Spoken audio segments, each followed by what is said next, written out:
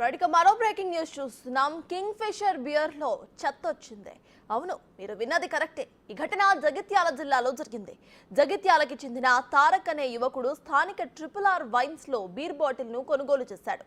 ఇంటికి వెళ్లి చూడగా బీర్ బాటిల్లో చెత్త పాకురు ఉండటం గమనించాడు ఆ యువకుడు.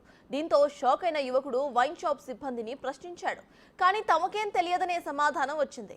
అయితే ఆ బీర్ బాటిల్ రిటర్న్ తీసుకొని మరో బియర్ అందించారు వైన్ షాప్ సిబ్బంది.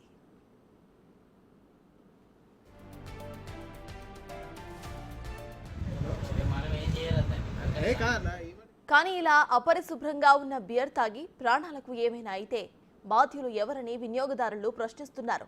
ఇక మరోవైపు బియర్ బాటిల్లో చెత్త ఉన్న వీడియోస్ ఇప్పుడు సోషల్ మీడియాలో వైరల్ గా మారాయి.